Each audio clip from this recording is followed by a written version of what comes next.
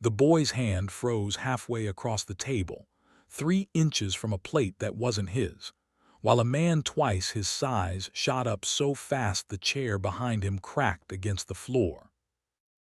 The whole diner went dead quiet. A fork stopped scraping. Somebody's coffee cup hung in the air, forgotten. The big man in the clean pressed shirt leaned down over the kid, jabbed one thick finger an inch from his nose, and started to yell.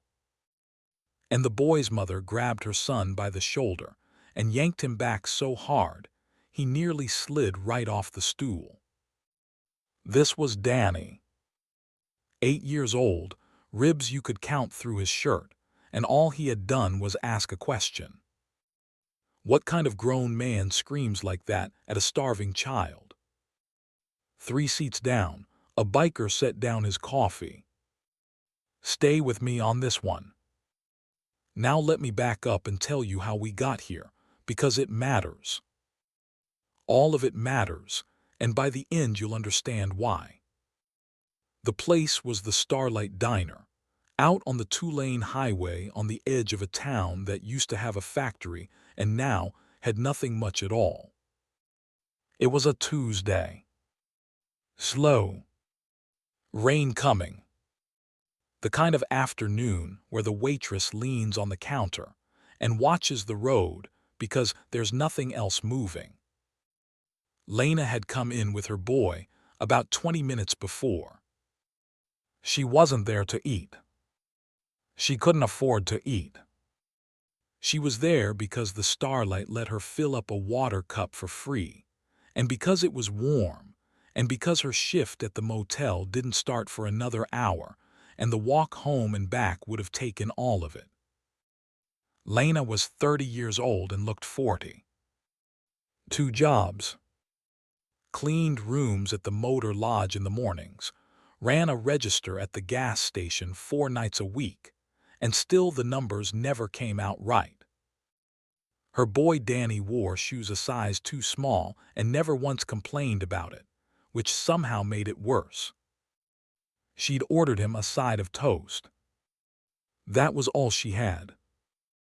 $1.50 for dry toast so her son would have something in his stomach, and she sat there sipping water and telling him a story about a dog they used to have, keeping his mind off the smell of bacon coming out of that kitchen.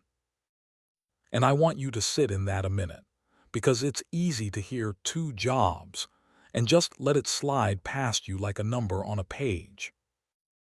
Understand what it meant. It meant she was up at 4 to catch the first light, so she could walk the shoulder of the highway to the Motor Lodge before the manager clocked her late. It meant scrubbing other people's stains out of carpet on her knees until her hands cracked, then coming home to grab an hour with her son before she turned around and stood behind a gas station register until midnight, ringing up lottery tickets and cigarettes for men who never once looked at her face. It meant a coffee can on top of the refrigerator where every spare dollar went, and it meant watching that can stay empty week after week, because the moment there was $10 in it, the truck would need gas, or Danny would need a jacket, or the rent would come due. Always the rent, always Wade. Because here's the arithmetic of a life like that. It isn't that you're lazy. It's that the ground is tilted, and every dollar you make rolls downhill into somebody else's pocket before you can close your hand on it. Lena worked harder than any man in that diner and had less to show for it than the coffee cups on the table, and she knew it, and she never once let Danny see it break her. She decided a long time ago that whatever the world did to her, her boy was going to grow up believing he was worth something. That was the whole of her religion. That was the only thing she had left to give. At the table behind them sat Wade Coleman. Now everybody in that town knew Wade. His daddy had owned the bank, and when the factory closed, Wade bought up half the empty Main Street for pennies and called himself a developer. He owned the strip mall. He owned the trailer park where Lena rented her lot. He owned, people said, the sheriff too, on account of the sheriff being his cousin and Wade being the man who paid for his re-election signs. Wade liked to eat lunch at the Starlight because it was the last place in town that still treated him like his money meant something. He had a plate of eggs and a steak in front of him, half of it pushed away, done, cooling.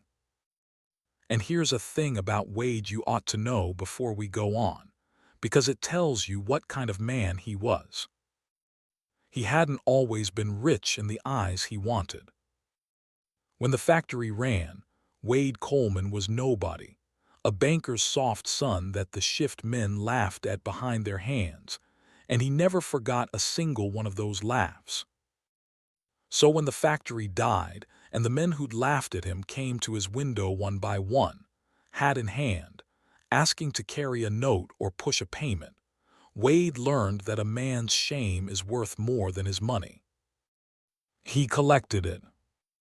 He'd let a family fall 3 months behind on purpose, just so he could stand in their doorway and watch them squirm before he found it in his heart to give them one more month. He'd done it to the Hendersons over on Lot 4, and the Prutes, and old Sam Delgado who used to run the hardware store, and every one of them learned to smile at Wade in the street and hate him in their kitchens. That was the town he'd built. Not out of buildings. Out of fear and favors and quiet, swallowed shame. And Danny watched that steak the way a boy watches a thing he has decided he will never be allowed to have. He didn't beg. Lena had raised him better than that. But when Wade got up to go pay his check and left that plate sitting there, still half full, a good third of the meat untouched, something in the boy just moved.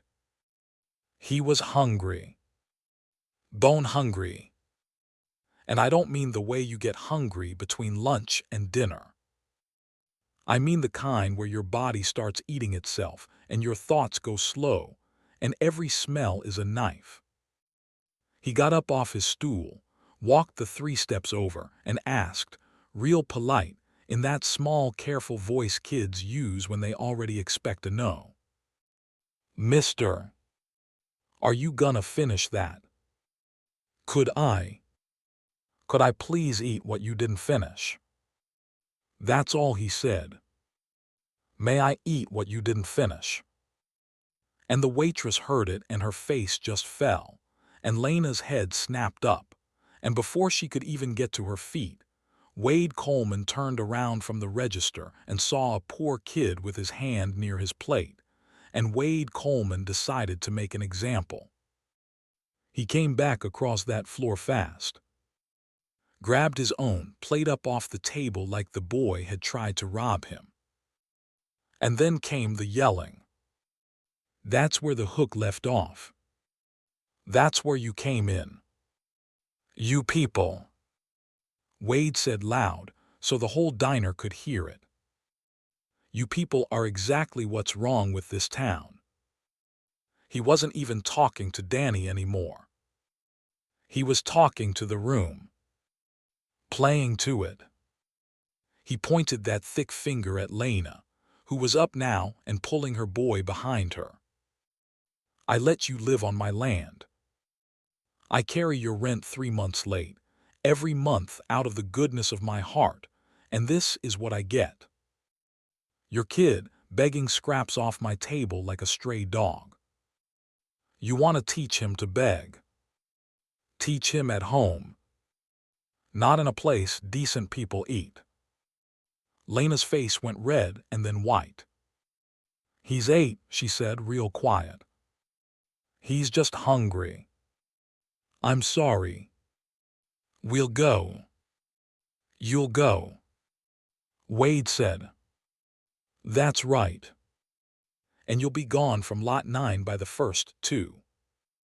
I've had enough of the both of you dragging this place down. And here is the thing you have to understand. It wasn't the yelling that was the cruelest part. It was that he was enjoying it. You could see it on him. He liked how the room had gone quiet. He liked the power of it. Some men, when they get a little bit of a boot to stand on, they can't help but stomp. And this wasn't the first time the room had watched him do it, either. Half the folks in that diner had been Wade's example on some other slow afternoon, and every one of them remembered it, and every one of them was grateful, God help them, that today it was Lena's turn and not their own. Danny had started to cry. Not loud.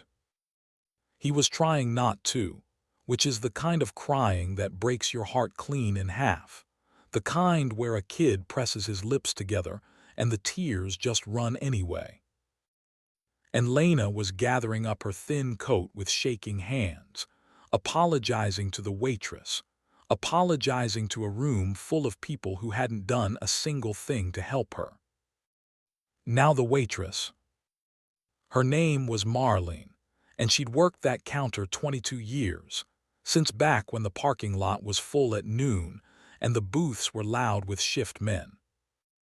She'd watched this town die a little at a time, and she'd watched Wade Coleman get fat off the dying, and she had never once said a word, because Wade held the note on the little house she'd raised 2 daughters in, and a woman near 60 with bad knees does not get another job in a town with no jobs.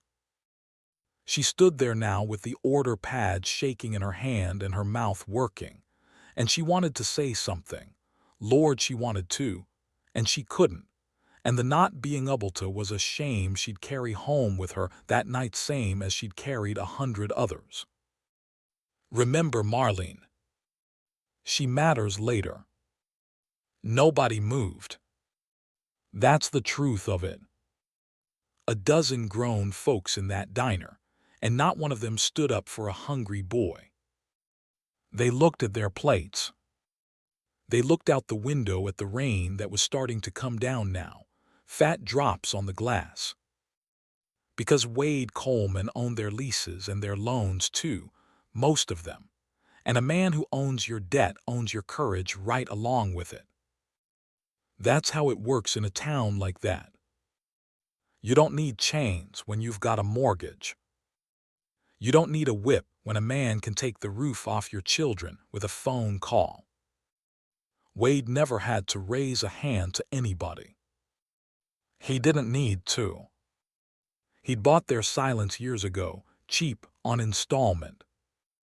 So there it was. A woman with nothing, a crying child, a rich man standing over them tall and pleased with himself, and a whole room deciding it was none of their business. Except for one man. 3 seats down at the counter, the biker who had set down his coffee finally turned around on his stool. He was big. Not Jim Big. The other kind.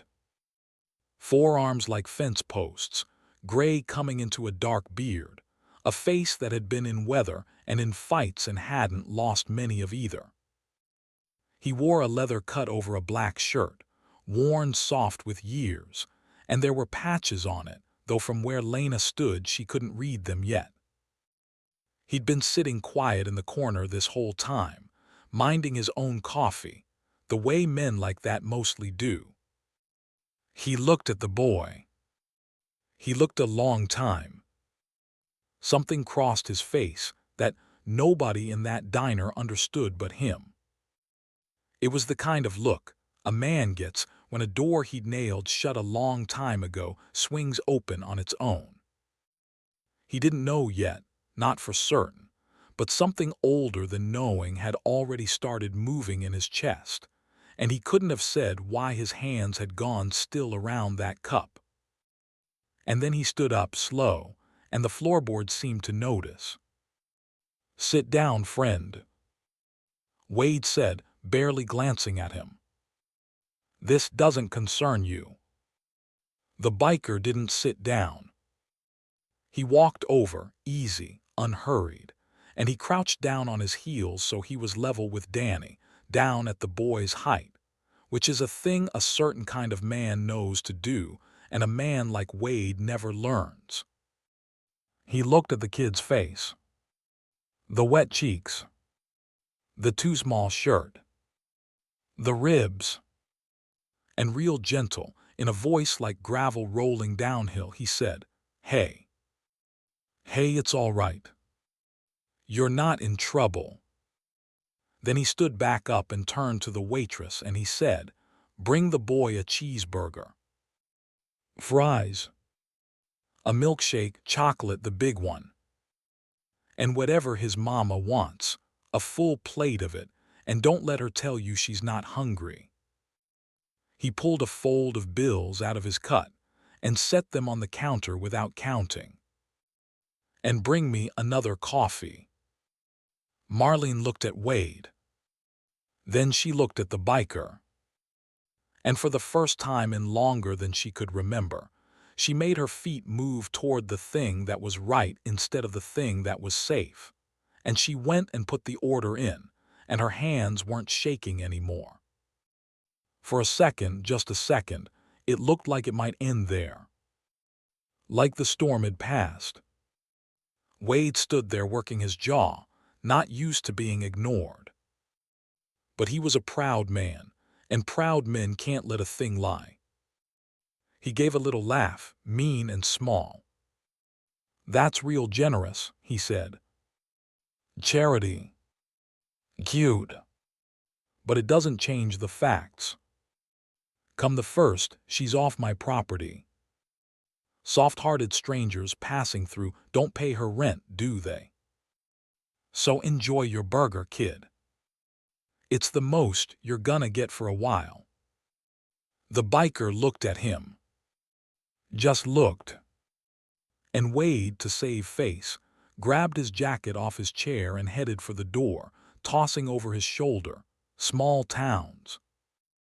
Everybody's got an opinion." The bell over the door jingled. His big truck coughed and pulled out onto the wet highway and was gone. And the diner let out its breath. The food came. Danny ate that cheeseburger like it was the last one on earth, and then he ate the fries, and then he got about halfway through that milkshake before the sugar and the exhaustion caught up with him, and his eyes started to droop. Lena ate too, slow at first, then not slow. And I'll tell you what happened at that counter while they ate, because it's a small thing and it's the biggest thing in this whole story. An old man 2 stools down, Sam Delgado, the one who used to run the hardware store, the one Wade had squeezed out of his own building, reached into his pocket and put a $5 bill down next to Danny's plate without a word, and patted the boy once on the head, and looked away out the window like he hadn't done it. And then a trucker in the corner did the same. A 10. And then a young couple who couldn't spare it left what they had. Nobody said anything. It was like the biker standing up had cracked something loose in that room, some frozen thing, and one at a time the folks who'd studied their plates an hour ago were finding out they still had a spine after all. They'd just forgotten where they kept it. Marlene kept the coffee coming and quiet, brought a slice of pie nobody had ordered and set it down and squeezed Lena's shoulder, and didn't say anything. The rain drummed soft on the roof. The biker went back to his stool and his coffee and his own thoughts, and if you'd been watching close, you'd have seen him glance at that boy every little while, quick, the way you check on something you're afraid might not be real. Somebody put a quarter in the old jukebox and a slow country song came on, warm and low. For a little while, in that yellow light with the rain outside, it felt like the kind of place where nothing bad could reach you. Danny's head found his mother's arm. Lena closed her eyes. It was, for those few minutes, enough. Then the door slammed open hard enough to rattle the glass, and the rain and the cold came in with two men. Wade was back, and he hadn't come alone. Beside him, thumbs hooked in his gun belt, hat dripping, stood the sheriff, Wade's cousin. And behind them, out in the lot, a county car sat with its lights turning, painting the wet windows red and blue, red and blue. "There she is," Wade said, and now the mean little smile was all the way back. "Sheriff, that's the woman." And just like that, this wasn't about a plate of food anymore. Because Wade hadn't just gone home to sulk. Wade had made a phone call. And the sheriff walked over to Lena, thumbs still in his belt, and told her, real calm, real official, that there'd been a complaint. "Child neglect," he said. "A boy out begging in public, half-starved, no proper supervision. County had an interest in that. And there was the matter of the back rent, which made her a trespasser as of the 1st, which was Thursday. And it might just be simplest," the sheriff said, "if the boy came with him tonight and got looked after proper by the county, while his mama got her situation sorted out." And you have to understand what those two words meant to Lena. Looked after proper. She'd grown up in that same county system herself, passed hand to hand between houses that took the check and grudged the child, and she had clawed her way out of it, swearing on everything holy that no child of hers would ever spend one single night inside it. That was the promise that got her up at 4 in the morning. That was what the empty coffee can was for.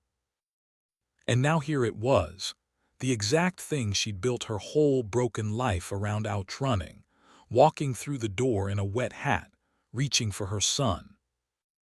Lena came up out of that booth like the floor was on fire, pulling Danny behind her. "You're not taking my son." "Now don't make this hard," the sheriff said. "And here's what had changed, and I want you to see it clear, because this is the part that matters. A minute ago it was one loud bully with too much money. Now it was the law. Now it was paperwork and a squad car, and the whole weight of a town that Wade Coleman owned, moving as one machine to grind a woman down and take her child away, because she'd embarrassed him in a diner. This wasn't pride anymore. This was a man with power deciding to erase two people who had nothing, and dressing it up in a badge so it'd stick. And that's the thing about men like Wade. A slap they'll forget by morning.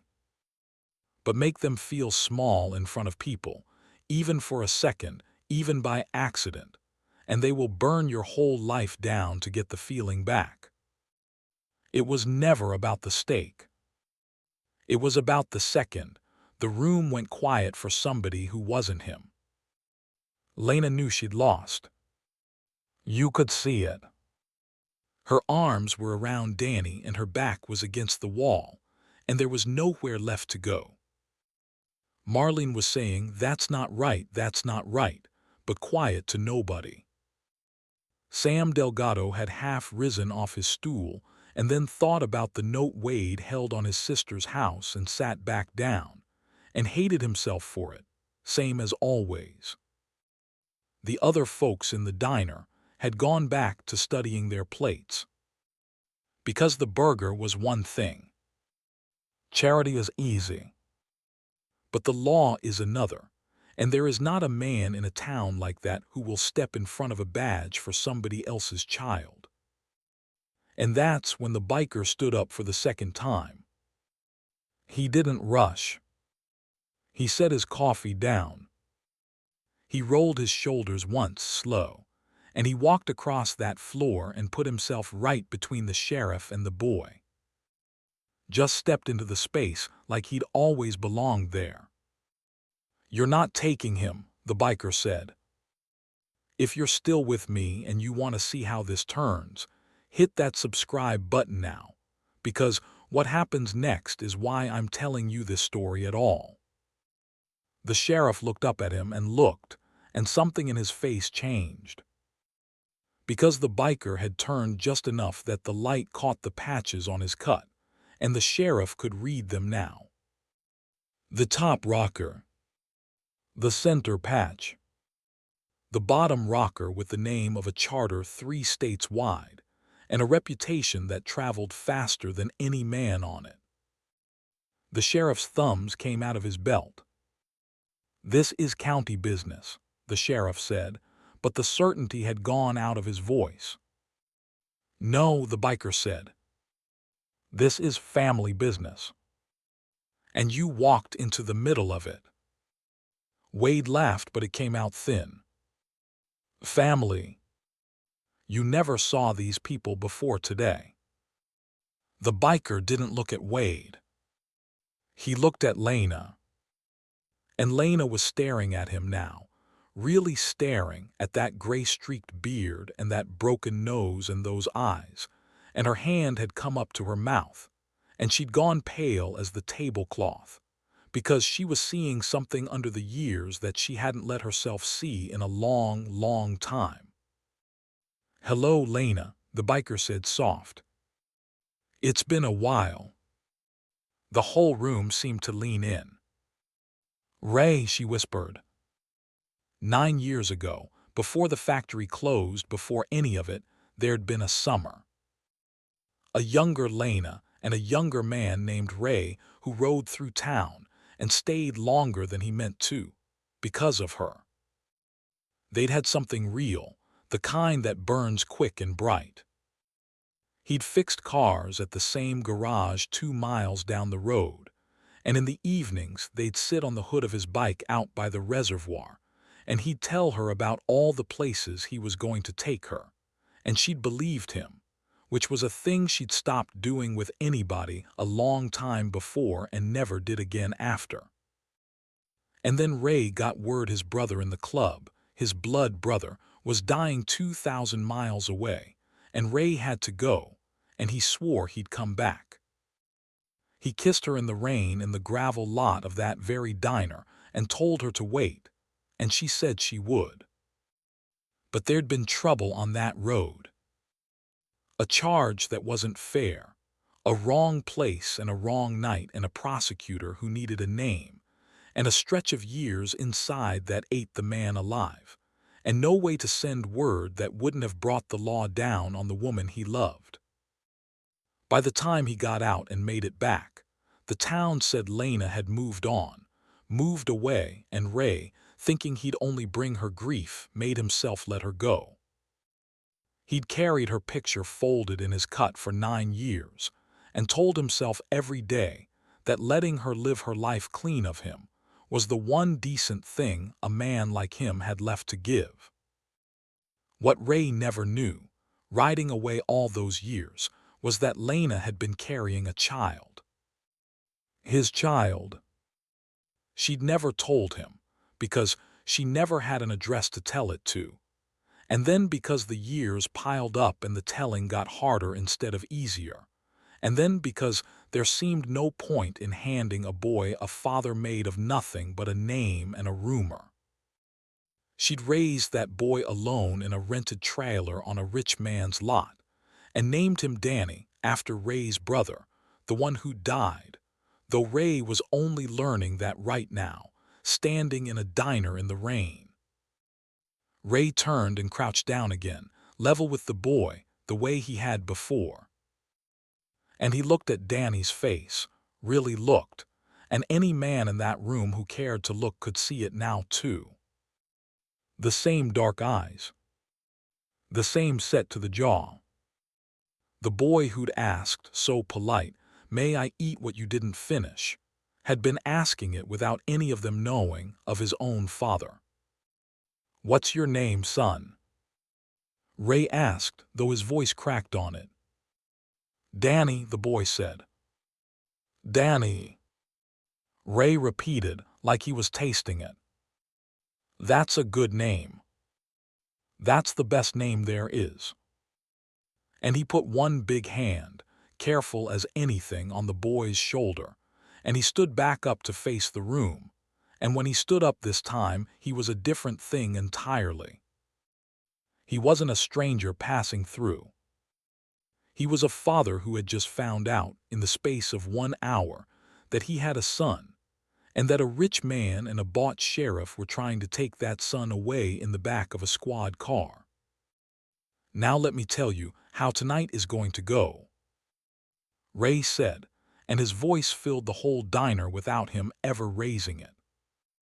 Outside, the rain kept coming, but under it now there was another sound. A low rumble, rolling in off the highway, growing. Headlights swung across the wet windows, 1 pair, then 3, then more than you could count, throwing that red and blue squad car light into a corner where it didn't matter anymore. Engines. A lot of them. Ray had made a phone call too, somewhere back before the burger ever came, the second he'd seen that boy's face and started doing the math. He hadn't known, not for sure, not then. But he'd known enough to make the call, because that's what family is, the ones who come when you're not even certain yet why you need them. And his brothers had come. The bikes filled the lot. Men came off them in the rain, unhurried, and lined the windows, and filled the door, until the starlight was ringed in leather, and the sheriff's little turning lights were just a nervous flicker in a sea of headlamps. Nobody drew anything. Nobody had to. That's the thing about real power. It doesn't need to shout. It just has to show up. The sheriff's hand had drifted off his belt entirely now. He was a small-town cop who ran errands for his cousin, and he was looking at a room that had rearranged itself around him, and he was doing the same math Wade had never bothered to learn. Ray took 1 step toward Wade Coleman. Just 1. "You put your hands near my son," Ray said. "You screamed at him for being hungry. Then you called the law to steal him. In front of me. He let that sit. You spent your whole life being the biggest thing in this little town. And you never once stopped to wonder if a bigger thing might walk in the door." Wade's mouth opened. Nothing came out. "Here's what you're going to do," Ray said. "That back rent she owes. It's forgiven. Tonight. In writing, before you leave this room. Lot 9 is hers, free and clear, and you're going to sign the deed to that lot over to her, because you can afford it and because I'm asking nice this one time." He turned his head a half-inch. "And Sheriff, that complaint, it never happened. There's no neglect here. There's a mother who worked 2 jobs to feed a boy that his own father, God forgive me, wasn't around to feed. You tear that paper up now in front of all these good people, and we forget your name." The sheriff looked at Wade. And for the first time in that cousin's whole miserable arrangement, Wade had nothing to give him. No leverage, no favor, no signs for the next election that would matter to a man standing in a diner, surrounded by 100 reasons to reconsider his priorities. The sheriff reached into his jacket, took out the folded complaint, and tore it once, twice, and let the pieces fall on the wet floor. "There's no call here tonight," the sheriff said, to nobody and to everybody. He touched his hat brim at Lena, which was maybe the only decent thing he'd done in 10 years, and he walked out into the rain, and his lights went dark and his car pulled away. That left Wade. Wade alone, in the middle of the floor in his clean pressed shirt, in front of the whole town he'd spent his life stepping on. And the town was watching. That's what he'd never counted on. The same folks who'd studied their plates an hour ago were looking straight at him now, and there was old Sam Delgado on his feet, and Marlene with her arms crossed, and the trucker, and the young couple, all of them looking, because a man is only as scary as the fear he can hold over you, and Ray had just walked in and taken all of Wade's fear away and thrown it out in the rain. You could watch it happen on their faces. You could watch 20 years of swallowed shame come back up in that room all at once, and every eye in it land on the man who'd fed them the shame in the first place. Ray put a pen in Wade's hand. Marlene, God bless her, found a sheet of paper and a flat surface, and she set it down in front of Wade with a little more force than she strictly needed to, and looked him dead in the eye while she did it. And Wade Coleman, hands shaking, wrote out what he was told to write. Forgave the debt. Signed over the lot. Every line, while the diner watched, while his own reflection watched him back in the dark window, while the rain came down on 100 motorcycles in the lot. When it was done, Ray took the paper, read it, folded it once, and handed it to Lena. He's not going to bother you again. Ray said. Are you, Wade? Wade shook his head. He couldn't even look at the boy now. And Ray stepped aside and opened up a clear path to the door, and let the man walk out through it, through the double line of his brothers, every one of them silent, every one of them watching, which is a longer walk than any beating, and Wade felt every step of it. The bell jingled. He was gone, and this time he stayed gone. And Ray turned back around to the only two people in the world that mattered to him now. Lena was crying. Not the scared kind now. The other kind. Danny was standing there holding the deed to a piece of land he didn't understand, looking up at the huge man who'd bought him a cheeseburger and then made the whole world back down. And the boy said the thing kids say, the honest thing, right out loud into the quiet. Are you really my dad? And Ray, this big hard man who'd done hard time and harder things, got down on his knees on that diner floor so he'd never have to look down at his son again, and he said, Yeah, Danny. I really am. And I'm sorry it took me so long. I didn't know. If I'd have known, there is nothing on this earth that could have kept me away. You understand me? Nothing. Danny thought about that the way 8-year-olds do, serious, weighing it.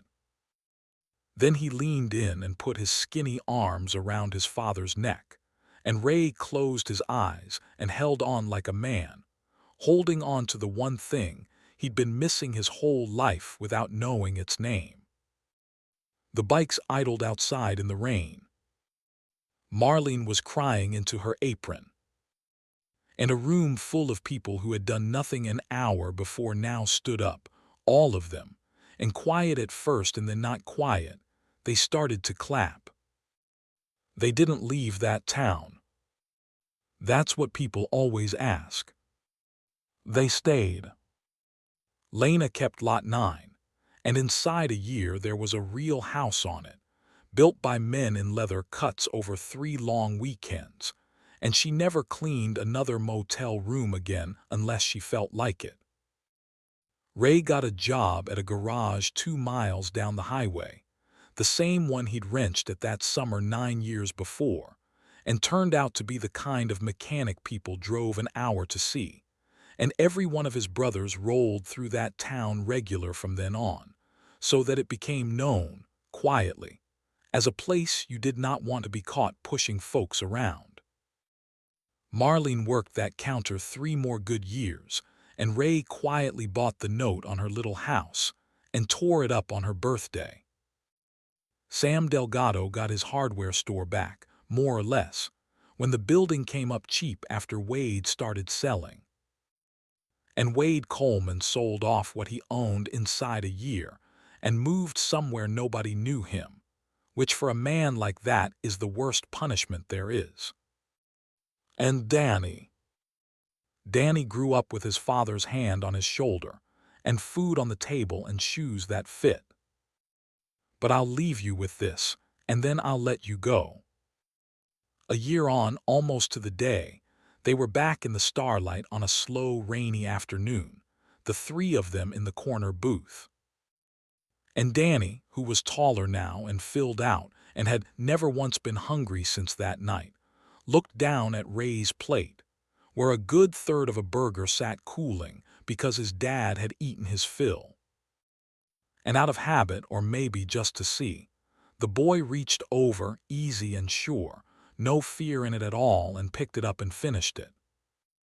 And Ray watched his son eat what he didn't finish, and he had to look out the window at the rain for a minute, because some things a man can't say out loud. He never had to ask. That was the whole point. He never had to ask again.